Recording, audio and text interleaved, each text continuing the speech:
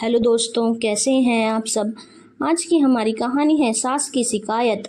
Sunday का दिन था। अभी लंच करके जानकी जी अपने कमरे में जाकर लेटी ही थी कि डोरबेल बज गई।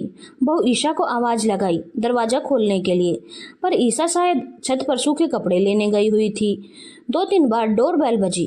मन ही मन कसमसाती हुई निकलकर बाहर आई और दरवाजा खोला। देखा तो सामने ईशा के बुआ जी फूफा जी थे।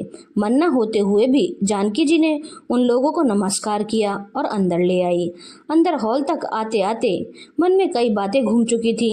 इन लोगों को भी संडे के दिन चैन नहीं है, बस मुंह उठाया और चले आए।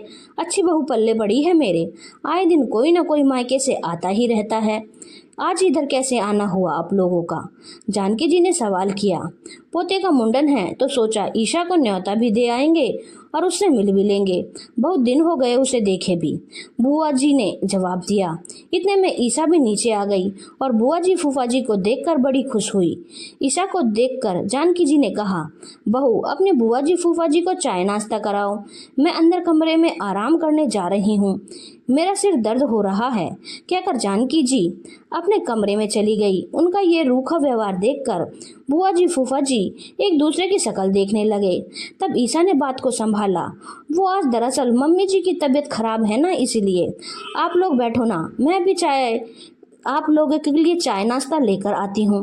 अरे नहीं बेटा, तू बैठ हमारे पास, हम तो बस जा रहे हैं, तुझे देखने की इच्छा थी इसीलिए चले आए। और हाँ, यह तेरे भतीजे का मुंडन का प्रोग्राम का कार्ड है, जरूर से आना। और हाँ, अपने पूरे परिवार को भी साथ लेकर आना। आज समधन की तबीयत खराब है तो तुम ही उनसे बोल देना। जी जरूर आऊंगी, पर ऐसे कैसे, चाय तो लेनी ही पड़ेगी। अरे मेरी बच्ची, चाय नाश्ता छोड़, तू तो बस बात ही कर ले हमसे।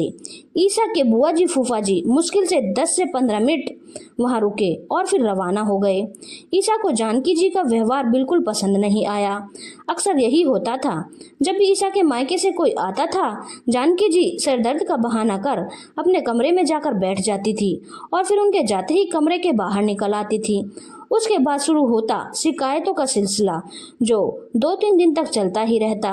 हमारे तो मायके से हर रोज कोई उठकर नहीं आता था, तुम्हारे तो मायके से जब देखो कोई ना कोई चला आता है। बेटी के ससुराल में आने से पहले सोचना तो चाहिए। ऊपर से आए दिन पता नहीं कितने प्रोग्राम होते हैं तुम्हारे मायके में, इतना बड़ा कुनबा है, जरूरी है क्या सबसे रिश्ता निभाना? बेचारा मेरा बेटा तो ससुरालियों के चक्कर में लगा कर ही बर्बाद हो जाएगा। शाम को जब ईशा का पति मोहन ऑफिस से आया तो ईशा ने उसे बुआ जी का कार्ड देते हुए कहा, बुआ जी के पोते का मुंडन है, इसके उपलक्ष्य में प्रोग्राम रखा है, हमारे भी पूरे परिवार को न्योता दिया गया है। अच्छा, पर मेरी तो जरूरी मीटिंग है। एक काम करना, तुम मम्मी और पापा चले जाना, हम तो कहीं नहीं जाएंगे, पहले ही बता देती हूँ। जानकी जी ने बीच में ही कहा, क्यों, क्या हो गया मम्मी, आप क्यों नहीं जाओगी? बुआ जी फूफा जी खुद घर आकर न्योता देकर गए हैं, आपको तो जाना ही चाहिए। मुझे थोड़ी ना देकर गए हैं, बस अपनी भतीजी के हाथ में देकर चले गए। पर मम्मी जी, आप ही तो सर दर्द का कहकर कमरे में चली गई थी। अरे तो घर में तो थी, कहीं घर के बाहर थोड़ी ना गई थी। इतना बड़ा कुनबा है, लेकिन जरा से भी समझ नहीं है कि बेटी के ससुराल न्योता देते हैं तो न्योता उसकी सास को दिया जाता है, अपनी बेटी को बुलाने के लिए उसके सास ससुर से पूछा जाता है। इतना बड़ा कुनबा लेकर बैठे हैं पर बिल्कुल भी समझ नहीं है। हम क्या रोड पर पड़े हैं जो ऐसे उठकर चल देंगे? ईशा ने मोहन की तरफ देखा तो मोहन ने बात संभालते हुए कहा, कोई बात नहीं मम्मी, आप नहीं जाना चाहती हो तो मत जाना, मैं अपनी मीटिंग पोस्टपोन कर लेता हूँ और ईशा के साथ मैं ही चला जाऊंगा। हाँ, तू तेरा काम धंधा छोड़ दे और अपने ससुरालियों के चक्कर लगाते रहे। किस्मत ही खराब है मेरी जो ऐसी बहू मिली है, जिसका कुनबा भी ऐसा है जिसे जिला घोषित कर देना चाहिए। बस काम धाम छोड़ कर के इनके साथ चक्कर लगाते रहो। आज मामा के घर प्रोग्राम है, कल फूफा जी के घर प्रोग्राम, कभी मौसी तो कभी ताई, कभी दीदी तो कभी भाई, ऊपर से खर्चा नहीं होता है क्या? जानकी जी सिर पर हाथ रख शिकायत करते हुए बोली। यह बात जानकी को बिल्कुल पसंद नहीं आई और उसने जवाब देना ही ठीक समझा। मम्मी जी, यह क्या बार बार आपने कुनबा कुनबा लगा रखा है? शादी के समय क्या आपको मेरा इतना बड़ा कुनबा नजर नहीं आया था? तब तो बड़ा प्यार आ रहा था आपको मेरे कुनबे पर।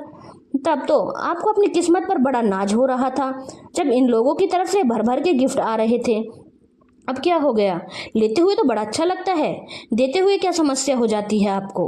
जबकि हम जितना उन्हें देते हैं उससे ज़्यादा तो वो लोग हमें लौटा देते हैं। आपको नहीं जाना है तो मत जाइए, मैं अकेली ही चली जाऊंगी, पर कम से कम बार बार मेरे परिवार का बखान करना बंद कर दीजिए। ईसा का जवाब देकर अंदर कमरे में चली गई। पीछे जानकी जी मुंह फुलाकर मोहन की तरफ देखने लगी। तब मोहन ने कहा, ये तो होना ही था मम्मी, बार बार आप इस तरह की बातें बोलोगी तो सामने वाला कब तक सुनेगा। शिकायत भी उतनी ही करो जितनी बर्दाश्त हो सके, कहकर मोहन भी कमरे में चला गया। जानकी जी वहीं अपनी शिकायतों के पुलिंदे के साथ अकेली बैठी रह गई। धन्यवाद दोस्तों। अगर आपको कहानी अच्छी लगी हो तो चैनल को लाइक, शेयर और सब्सक्राइब करना ना भूलें।